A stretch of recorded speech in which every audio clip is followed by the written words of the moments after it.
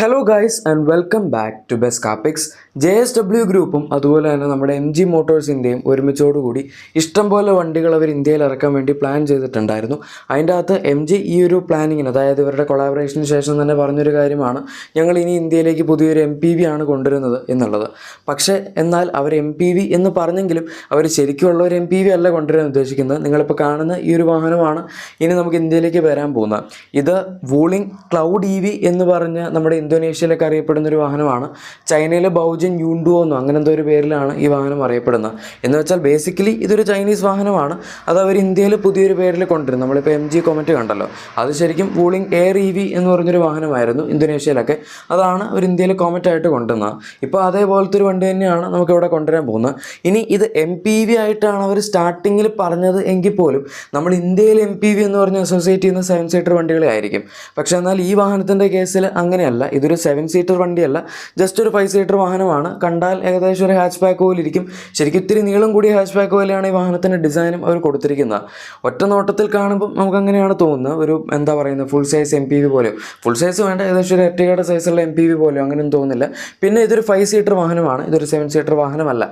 അതുകൊണ്ട് തന്നെ ആൾക്കാർ എത്ര നന്നായിട്ട് ഈ വാഹനം ഇന്ത്യയിൽ ആക്സെപ്റ്റ് ചെയ്യും എന്നുള്ളതൊക്കെ നമ്മൾ കണ്ടറിയേണ്ടി വരും. പക്ഷേ എന്തായാലും ഡയമെൻഷൻസ് വൈസ് നോക്കുകയാണെങ്കിൽ ഈ വാഹനം അത്ര ചെറിയൊരു വാഹനമല്ല. ഏകദേശം നമ്മുടെ ക്രെറ്റയുടെയൊക്കെ സൈസിൻ്റെ അടുത്ത് ഈ ഒരു വാഹനം വരുന്നുണ്ട്. എന്ന് വെച്ചാൽ 4.3 മീറ്റേഴ്സിനടുത്ത് തന്നെ ലെങ്ത് ഉണ്ട്. അതുപോലെ തന്നെ 1.85 മീറ്റേഴ്സിൻ്റെ വിഡ്ത്ത് ഈ വാഹനത്തിന് വരുന്നുണ്ട്. അതായത് ക്രെറ്റയേക്കാളൊക്കെ കൂടുതൽ വിഡ്ത്ത് ഇതിനുണ്ട്. ഹൈറ്റ് ആണെങ്കിലും 1.85 മീറ്റേഴ്സ് ഉണ്ട്. എന്ന് വെച്ചാൽ ഏകദേശം ഒരു കോമ്പാക്ട് SUVയുടെ ഒക്കെ അത്രയും ഹൈറ്റ് ഈ ഒരു വാഹനത്തിന് വരുന്നുണ്ട്. മൊത്തത്തിൽ ഡയമെൻഷൻസ് വൈസ് നോക്കുകയാണെങ്കിൽ ഈ വാഹനം ഒട്ടും മോശമല്ല എന്ന് പറയാം. പിന്നെ ഇതിൻ്റെ ടെസ്റ്റിംഗ് ആണ് ഇപ്പോൾ ഇവിടെ നടന്നുകൊണ്ടിരിക്കുന്നത്. അതുകൊണ്ട് തന്നെ വണ്ടി ഡെഫിനറ്റ്ലി ഫുള്ളി ക്യാമോഫ്ലാജിലാണ് അവർ ടെസ്റ്റ് ചെയ്യുന്നത്. ഈ ക്യാമോഫ്ലാജ് ചെയ്തിരിക്കുന്ന ഡിസൈൻ വെച്ച് നോക്കുകയാണെങ്കിൽ കറക്റ്റ് നമ്മുടെ വൂളിംഗ് എയർ EV, വൂളിംഗ് ക്ലൗഡ് EV എങ്ങനെയാണോ പുറത്തൊക്കെ വരുന്നത് ആ ഒരു സെയിം ഡിസൈൻ തന്നെയാണ്. പ്രത്യേകിച്ച് വ്യത്യാസമൊന്നുമില്ല. പിന്നെ ഇന്ത്യക്ക് വേണ്ടി അവർ ചെറിയ രീതിയിൽ ഫ്രണ്ടിലത്തെയും ബാക്കിലത്തെയും ബമ്പർ മാറ്റുക, അതുപോലെ അലോയ് വീൽസിൻ്റെ ഡിസൈൻ മാറ്റുക, അങ്ങനത്തെ കുറച്ച് തട്ടിക്കൂട്ട് പരിപാടികളുണ്ടല്ലോ, അതൊക്കെ ചെയ്യും. തട്ടിക്കൂട്ടെന്ന് പറയാൻ പറ്റില്ല, കാരണം ഈ വണ്ടി മാക്സിമം ഒരു ഇന്ത്യയിലായിരിക്കും മാനുഫാക്ചർ ചെയ്യുന്നത്. 70 to 80% അടുത്തൊക്കെ ലോക്കലൈസേഷൻ ഉണ്ടാവും. അങ്ങനെയൊക്കെ ചെയ്യുമ്പം ചെറിയ രീതിയിലുള്ള വ്യത്യാസങ്ങളൊക്കെ നമുക്ക് ഇതിനകത്ത് പ്രതീക്ഷിക്കാം, അത്രേ ഉള്ളൂ. അല്ലാണ്ട് ബാക്കി വണ്ടിയുടെ മെയിൻ ഡിസൈൻ ഏകദേശം ഗ്ലോബൽ വണ്ടി പോലൊക്കെ തന്നെ ഇരിക്കും. അത് ഞാൻ അധികം വൈകാതെ കാണിച്ചു തരാം. പക്ഷേ ഇപ്പോൾ നിങ്ങൾ ടെസ്റ്റിംഗ് വണ്ടി കണ്ടു, എക്സ്റ്റീരിയർ. ഇനി ടെസ്റ്റിംഗ് വണ്ടിയുടെ തന്നെ ഇൻറ്റീരിയർ നോക്കുകയാണെങ്കിൽ ഓൾമോസ്റ്റ് അവർ പുറത്ത് കൊടുക്കുന്ന ആ ഒരു സെയിം സ്പെക്ക് ഇൻറ്റീരിയർ തന്നെയാണ് നമുക്ക് ഇവിടെയും കിട്ടുന്നത്. അതായത് വളരെ വലിയ സൈസിലുള്ള ഒരു ഇൻഫോടൈൻമെന്റ് സിസ്റ്റം ഉണ്ട്. ശരിക്കും ഇതിൻ്റെ അകത്ത് 10.1 ഇഞ്ച് സൈസ് വരുന്ന ഇൻഫോടൈൻമെന്റ് സിസ്റ്റം ചൂസ് ചെയ്യാം.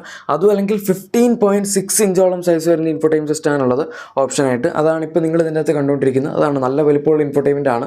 ഇൻസ്ട്രുമെന്റ് ക്ലസ്റ്റർ ആണെങ്കിലും ഓൾമോസ്റ്റ് 9 ഇഞ്ചസിന് അടുത്തുണ്ട്. അതും അത്യാവശ്യം വലിപ്പമുണ്ട് എന്ന് പറയാം. ഭയങ്കര സൈസാണെന്ന് പറയാൻ പറ്റില്ല, കാരണം 10.25 inch infotainment system instrument cluster അല്ല. നമുക്ക് വണ്ടികളൊക്കെ അവൈലബിൾ ആണ്. പക്ഷെ എന്നാലും 9 ഇഞ്ച് എന്ന് പറയുമ്പോഴും അതൊരു മോശം സൈസൊന്നും അല്ല. പിന്നെ ബാക്കി ഈ വാഹനത്തിൻ്റെ സെൻറ്റർ കൺസോളൊക്കെ അവർ കംപ്ലീറ്റ്ലി മറച്ചു വെച്ചിട്ടുണ്ട്. അതുകൊണ്ട് അത് നമുക്ക് കാണാൻ പറ്റില്ല. പക്ഷേ അതല്ലാണ്ട് നോർമൽ ഡാഷ്ബോർഡ് ഡിസൈനൊക്കെ എടുക്കുകയാണെങ്കിൽ ഗ്ലോബൽ വണ്ടി പോലെ തന്നെയാണ്. എഗെയിൻ അത് ഞാൻ നിങ്ങൾക്ക് ഇൻറ്റീരിയറും അധികം വൈകാതെ കാണിച്ചു തരാം. പിന്നെ ഇതിൻ്റെ സ്റ്റിയറിംഗ് വീലൊക്കെ എടുക്കുകയാണെങ്കിൽ അതിൻ്റെ ഡിസൈൻ അത്യാവശ്യം രസമുണ്ട്. ഫ്ലാറ്റ് ബോട്ടം സ്റ്റിയറിംഗ് വീലാണ്, ഇഷ്ടംപോലെ കൺട്രോൾസ് ഒക്കെ കൊടുത്തിട്ടുണ്ട്. അതിൻ്റെ ഒരു ഡിസൈൻ ആണെങ്കിലും കാണുമ്പോൾ ഒരു ലുക്കുണ്ട്. അതുപോലെ തന്നെ ഇതിൻ്റെ റിയർ പ്രൊഫൈലിലേക്ക്, റിയർ സീറ്റ്സിലേക്ക് വരികയാണെങ്കിൽ നമുക്ക് ഈ വണ്ടി മൊത്തത്തിലൊരു റൗണ്ട് പാറ്റേൺ ആണ് ഫോളോ ചെയ്ത് വരുന്നത്. അതുകൊണ്ട് ബാക്കിലത്തെ AC വെൻസ് ഒക്കെ അവരൊരു റൗണ്ട് പോലത്തെ ഒരു സംഭവത്തിനകത്താണ് കൊടുത്തിരിക്കുന്നത്. അതുപോലെ ഫ്രണ്ടിലത്തെ ആംബ്രസ്റ്റ് ആണെങ്കിലും മൊത്തത്തിലൊരു റൗണ്ട് പോലത്തെ ഒരു ഫിനിഷിങ്ങിലാണ് വരുന്നത്. ബാക്കിലത്തെ സീറ്റ്സ് ഒക്കെ നോക്കുകയാണെങ്കിൽ ഇതൊരു സ്കേറ്റ് ബോർഡ് EV ആർക്കിടെക്ചറിൽ വരുന്ന വാഹനമായതുകൊണ്ട് തന്നെ അത്യാവശ്യം ക്യാബിൻ സ്പേസ് ഒക്കെ അവൈലബിൾ ആണ്. പിന്നെ ഒബ്വിയസ്ലി എല്ലാ EVകളിലും ഉള്ളതുപോലെ തന്നെ നമ്മുടെ താഴത്തെ ഒരു ഫ്ലോർ ഒരു ഇത്തിരി പൊങ്ങിയിരിക്കും. താഴത്തെ ബാറ്ററി പാക്ക് ഇരിക്കുന്നുണ്ട്, അത് നമുക്കൊന്നും ചെയ്യാൻ പറ്റില്ല. ബാറ്ററി പാക്കിൻ്റെ സൈസ് കൂടുന്നതനുസരിച്ച് ആ ഫ്ലോറിൻ്റെ സൈസും കുറച്ച് പൊങ്ങി വരും. അതിപ്പോൾ സ്കേറ്റ് ബോർഡ് EV ആർക്കിടെക്ചറിലെ വണ്ടികളിലും നമ്മൾ കണ്ടുവരുന്നൊരു പ്രശ്നമാണ്. അങ്ങനത്തെ വണ്ടികളിൽ ഈ പ്രശ്നം കമ്പാരിറ്റീവ്ലി ഒരു ഇത്തിരി കൂടെ ഭേദമായിരിക്കും എന്ന് മാത്രം. നമ്മൾ നോർമൽ ഇൻറ്റേർണൽ കമ്പഷൻ എഞ്ചിനുള്ള പ്ലാറ്റ്ഫോമിൻ്റെ വണ്ടിയെടുത്ത് ഇലക്ട്രിക്കിലേക്ക് കൺവേർട്ട് ചെയ്യുമ്പോൾ എന്തായാലും അതാണ് നമ്മുടെ MGയുടെ ഇനി വരാൻ പോകുന്ന വാഹനത്തിൻ്റെ സ്പൈഡ് പിക്കിൽ വന്നിരിക്കുന്ന ഡീറ്റെയിൽസ്. ഇനി ശരിക്കുള്ള വണ്ടി ഞാൻ കാണിച്ചു തരാം. ഇതിൻ്റെ ഡിസൈൻ അത്യാവശ്യം സബ്ജക്റ്റീവാണ്, കാരണം എല്ലാവർക്കും പെട്ടെന്ന് ഇഷ്ടപ്പെട്ടുകൊള്ളണമെന്നില്ല. നമുക്ക് ഇതിൻ്റെ അകത്തും സ്പ്ലിറ്റ് ഹെഡ് ലാംപ്സ് ഒക്കെയാണ് വരുന്നത്. അതായത് ഫ്രണ്ടിൽ നമുക്ക് DRLs പോലെ ഉണ്ട്, ടോപ്പ് പോർഷനിലായിട്ട്. താഴത്തെ മെയിൻ ഹെഡ് ലാംപ്സ് പോലെ ഉണ്ട്. അഗെയിൻ മൊത്തത്തിലൊരു റൗണ്ട് ട്രീറ്റ്മെൻറ്റ് ആയതുകൊണ്ട് ഹെഡ്ലൈറ്റ്സും മൊത്തത്തിലൊരു റൗണ്ട് ഫിനിഷിലാണ് വരുന്നത്. ആൻഡ് ഇതിൻ്റെ സൈഡൊക്കെ ആണെങ്കിലും നമുക്ക് പോപ്പപ്പ്, അതായത് ഫ്ലഷ് ടൈപ്പ് ഡോർ ഹാൻഡിൽസ് ആണ് നമ്മൾ XUV700 കണ്ടതുപോലെ. അതുപോലെ അലോയ് വീൽസ് ആണെങ്കിലും എയറോഡൈനാമിക് ഫിനിഷ് വരുന്ന അലോയ് വീൽസ് ഒക്കെയാണ് ഇതിൻ്റെ അകത്ത് കൊടുത്തിരിക്കുന്നത്. പിന്നെ വണ്ടിയുടെ മൊത്തത്തിലുള്ളൊരു ഡിസൈൻ നോക്കുകയാണെങ്കിൽ ഫ്രണ്ട് പ്രൊഫൈലൊന്നും ഇതിനധികം ഇല്ല. അതായത് അവിടെയൊക്കെ വളരെ കോമ്പാക്റ്റ് ആയിട്ടാണ് വെച്ചിരിക്കുന്നത്. ബാക്കി ബാക്കിലേക്ക് വരുമ്പോഴാണ് നമുക്ക് ഈ വാഹനത്തിൻ്റെ ലെങ്ത്തും അതുപോലെ സംഭവങ്ങളൊക്കെ അറിയാൻ പറ്റുന്നത്. പിന്നെ ടെയിൽ ലൈറ്റ്സ് ഒക്കെ ആണെങ്കിലും വളരെ ചെറുതാണ്, അതായത് ഭയങ്കര വലിയ സൈസൊന്നും കൊടുത്തിട്ടില്ല. കണക്റ്റഡ് ടെയിൽ ലാംപ്സ് ഉണ്ട്, പക്ഷേ സാധാരണഗതിയിൽ നമുക്ക് വണ്ടികളിൽ മുകളിലത്തെ പോർഷനിലാണ് കണക്ഷൻ വരാറ്. പക്ഷേ ഇതിൻ്റെ അകത്ത് നേരെ താഴത്തൂടെയാണ് നമ്മുടെ ആ ഒരു ടെയിൽ ലാംപ്സിൻ്റെ ഒക്കെ കണക്ഷൻ പോയിരിക്കുന്നത്. ഇതൊക്കെ ഇന്ത്യയിലേക്ക് വരുമ്പോഴേക്കും ചെറിയ കുറച്ച് റിവിഷൻസ് ഒക്കെ വരും കേട്ടോ. കറക്റ്റ് ഈ ഒരു ഡിസൈനിൽ വരണമെന്നില്ല, പക്ഷേ നമ്മൾ സ്പൈ ചെയ്യപ്പെട്ട വണ്ടിയിലൊക്കെ നോക്കുകയാണെങ്കിൽ ഏകദേശം ഈ ഒരു പാറ്റേൺ ആണ് ഡിസൈൻ. ഇനി ഇതിൻ്റെ ഇൻറ്റീരിയറും കണ്ടോ, ഇങ്ങനെയാണ് ഈ വാഹനത്തിൻ്റെ ഇൻറ്റീരിയർ ഇരിക്കാൻ പോകുന്നത്. നമ്മൾ ഏകദേശം സ്പൈ ഷോട്ടിൽ കണ്ടതുപോലെയൊക്കെ തന്നെയാണ്. അവർ കുറച്ച് ഭാഗം ക്യാമഫ്ലാജ് ചെയ്ത് വെച്ചിരിക്കുന്നത് നോക്കിക്കഴിഞ്ഞാൽ അത് ഏകദേശം ഇതുപോലെ ഇരിക്കും. ഇതിൻ്റെ അകത്ത് മിക്ക സംഭവങ്ങളും കൺട്രോൾസൊക്കെ ഇൻഫോർടൈൻമെൻറ്റ് സിസ്റ്റത്തിനകത്ത് തന്നെയാണ് വരുന്നത്, അല്ലാണ്ട് AC കൺട്രോൾസോ അല്ലെങ്കിൽ അങ്ങനത്തെ സംഭവങ്ങളൊന്നും നമുക്ക് ഫിസിക്കൽ കൺട്രോൾസ് ആയിട്ടൊന്നും കൊടുത്തിട്ടില്ല. ആൻഡ് ഇപ്പോഴത്തെ ഇലക്ട്രിക് വണ്ടികൾ നമ്മൾ പൊതുവേ കാണുന്നൊരു പ്രവണതയാണ് ഇൻഫോർടൈൻമെൻറ്റ് സിസ്റ്റം ഭയങ്കര വലുതാക്കിയിട്ട് ഇൻസ്ട്രുമെൻറ്റ് ക്ലസ്റ്റർ ചെറുതാക്കുന്നത്. അത് തന്നെയാണ് ഇപ്പം നമുക്ക് ഈ സ്പൈ ഷോട്ട് നോക്കിയാലും മനസ്സിലാക്കാൻ പറ്റുന്നത്. ഇനി ബാക്കി ടെക്നിക്കൽ സ്പെസിഫിക്കേഷൻസിലേക്ക് വരികയാണെങ്കിൽ ഗ്ലോബലി ഈ വാഹനത്തിൽ 2 ബാറ്ററി കൺഫിഗറേഷൻസ് ആണ് വരുന്നത്. അതിലൊന്നൊരു 37.9 kWh ബാറ്ററി പാക്കാണ്, പിന്നെ വരുന്നത് 50.6 kWh ബാറ്ററി പാക്കാണ്. ഈ സെയിം ബാറ്ററി കൺഫിഗറേഷൻസിൽ ഈ വണ്ടി ഇന്ത്യയിലേക്ക് വരണം എന്ന് നിർബന്ധമൊന്നുമില്ല. അവർ ചിലപ്പം ബാറ്ററി ഒരു ഇത്തിരി അങ്ങോട്ടും ഇങ്ങോട്ടൊക്കെ മാറ്റിയേക്കാം. പക്ഷേ എന്തായാലും ഇതിൻ്റെ ക്ലെയിംഡ് റേഞ്ച് നമ്മൾ പുറത്തുള്ള ഇത് വെച്ച് നോക്കുകയാണെങ്കിൽ ഞാൻ ആദ്യം പറഞ്ഞ ബേസ് പാക്ക്, അതായത് 37.9 kWh ബാറ്ററി പാക്കുള്ള മോഡലിന് 360 കിലോമീറ്റേഴ്സിൻ്റെ ക്ലെയിംഡ് റേഞ്ചും അതുപോലെ 50.6 kWh ബാറ്ററി പാക്കുള്ള മോഡലിന് 460 കിലോമീറ്റേഴ്സിൻ്റെ ക്ലെയിംഡ് റേഞ്ചുമാണ് വരുന്നത്. എന്ന് വെച്ചാൽ നമ്മൾ ഇന്ത്യയിൽ നോക്കുന്ന സമയത്ത് ഏകദേശം ഒരു സാധാരണ നെക്സോൺ EVക്ക് തന്നെ 450 കിലോമീറ്റേഴ്സിന് മുകളിൽ ക്ലെയിംഡ് റേഞ്ച് വരുന്നുണ്ട്. അത് പക്ഷേ 40 kWh അടുത്ത് വരുന്ന ബാറ്ററി പാക്കാണ്. ഇതിപ്പം 50 kWh ബാറ്ററി പാക്ക് വെച്ചിട്ട് പോലും 450 ക്ലെയിംഡ് റേഞ്ച് ഉണ്ടെങ്കിൽ ഓൾമോസ്റ്റ് റിയൽ ലൈഫിൽ നമുക്ക് അത്രയും കിട്ടും.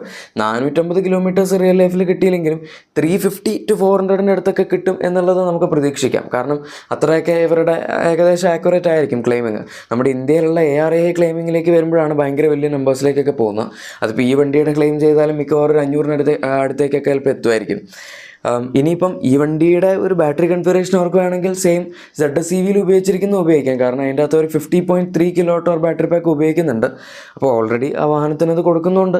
ഇതിൻ്റെ അകത്ത് ഈ 50.6 എന്ന് പറയുന്ന വേറൊരു ബാറ്ററി കൊടുക്കാതെ നമുക്ക് പാർട്ട് ഷെയറിംഗ് പോലെ മറ്റേതിൻ്റെ സെയിം ബാറ്ററി പാക്ക് ഉപയോഗിക്കാം.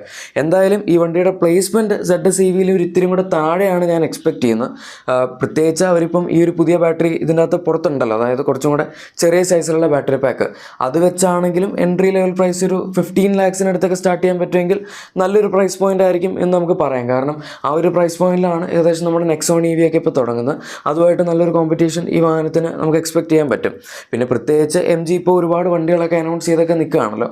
ആ സാഹചര്യത്തിൽ ഇങ്ങനൊരു വണ്ടി വരുന്നതും ഒരു അത്യാവശ്യം ഇമ്പോർട്ടൻ്റ് ആയിട്ടുള്ള നീക്കമായിട്ട് തന്നെ പറയാം. ഇതിൻ്റെ കറക്റ്റ് ലോഞ്ച് ഡേറ്റ് ഒന്നും അറിയില്ല, പക്ഷേ മിക്കവാറും ഈ വർഷം അവസാനം അല്ലെങ്കിൽ അടുത്ത വർഷം സ്റ്റാർട്ടിംഗ് ഒക്കെ ആകുമ്പോഴേക്കും ലോഞ്ച് ചെയ്യും എന്ന് നമുക്ക് വിചാരിക്കാം.